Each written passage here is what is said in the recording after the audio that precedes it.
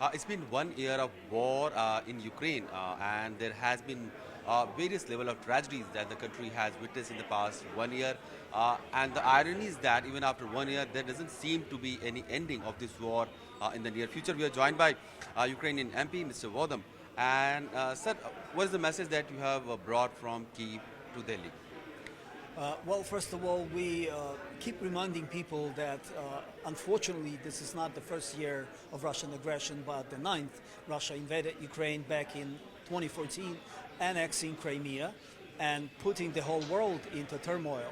Unfortunately, the world did not react back then in a proper way, and Russia felt probably a little more encouraged to start this full-scale invasion, which began last year. Russia had very clear goals: destroy Ukraine, and they promised to do it very quickly. Take Kyiv in 3 days and the rest of Ukraine in a couple of weeks. Now, a year later, we see that Russia is incapable of that, and we see that Ukrainian people are very capable to defend their countries.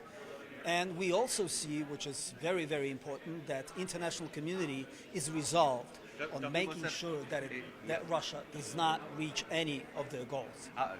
Talking about international support, I'm sure we have all been reading about European Union standing in solidarity with Ukrainian cause. NATO allies are assisting Ukraine with a lot of weapons and all. President Biden from USA, he was in Kyiv. How big a symbol that was for Ukraine, how big that support was mentally, if you wish?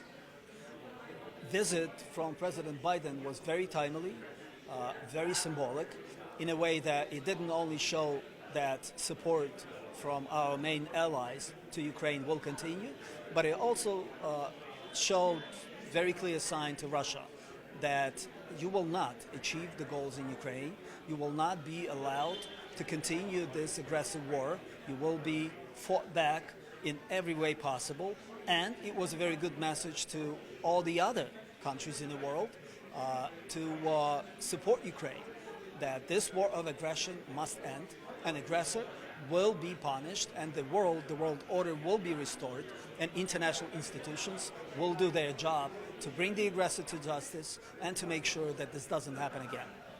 And also, we heard that Ukrainian National Security Advisor had a telephone conversation with Indian National Security Advisor as well. So there has been talks in the past also. So how much of engagement Ukrainian side has had with India, and what's the scope of India in Ukraine in this 1 year? Like, what's the kind of diplomacy maybe that India can have to bring that tension down in that region?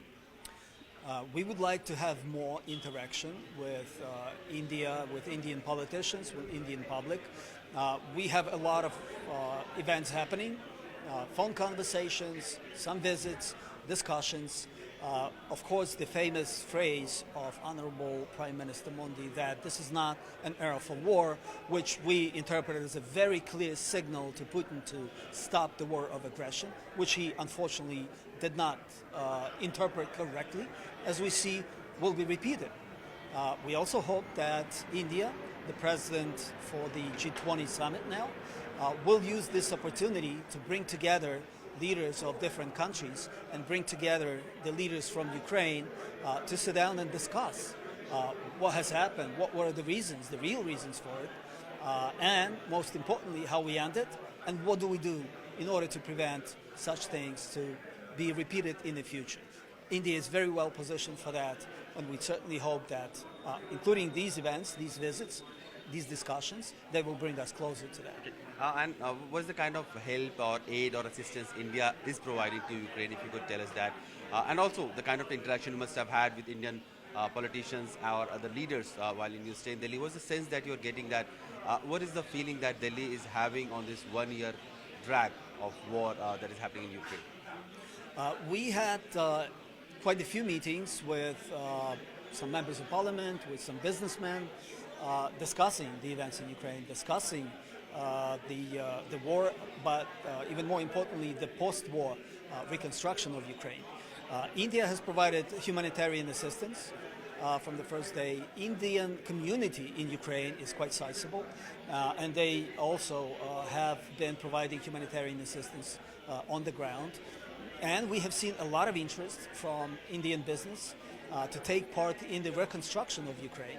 We believe that Ukraine, a future member of the European Union, a very resourceful country, is very, very interesting place to invest, and we would like to have people come in the earliest stages to see with their own eyes, of course, what's happened in Ukraine, how badly Ukrainian economy is damaged, but at the same time to get the feeling, to understand the potential that Ukraine has, the potential for investment, and the potential for further development. Ukraine will be the new jewel of the European continent, European Union in a very short time. There is a resolution going to be put in United Nations against Russia and hold this war. So was the stance of India? Have you reached out to Indian side to support that resolution, or what has been the response on that? Our diplomats are working on gaining as much support as possible. We understand the position that India is taking in neutrality. However, we're working hard to persuade Indian leadership that the time has come for more decisive actions, that any indecisive actions actually achieve the opposite result.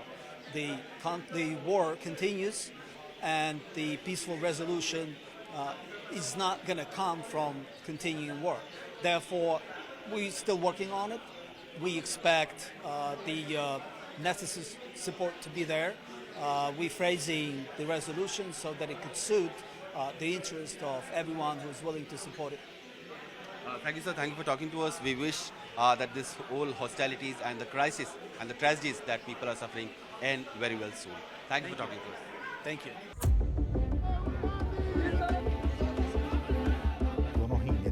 India's premier English news channel, CNN News 18, stands tall in the news ecosystem.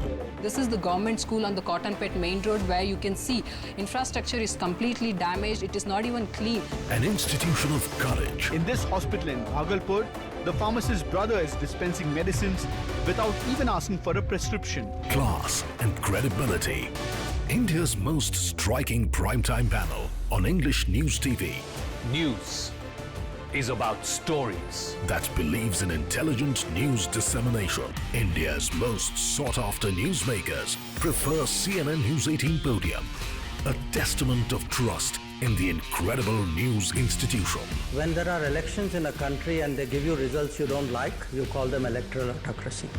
A new grammar in news television that has positively disrupted the ecosystem, ushering in a new era of news broadcasting. Reservation fight has once again erupted on the street. After the cleanup of the rating system, the true TRP statistics have spoken. And how? CNN News 18 is also revolutionizing the news space by becoming the first channel to carve out an integrated news ecosystem that is exploding in the digital world. Unprecedented TRP run on television, staggering viewership lead on YouTube, and a phenomenal surge on Facebook stamps CNN News 18's dominance in the digital news universe. CNN News 18 promises India that its passionate team is all set to transform India's news landscape with utmost integrity and quest for constant innovation.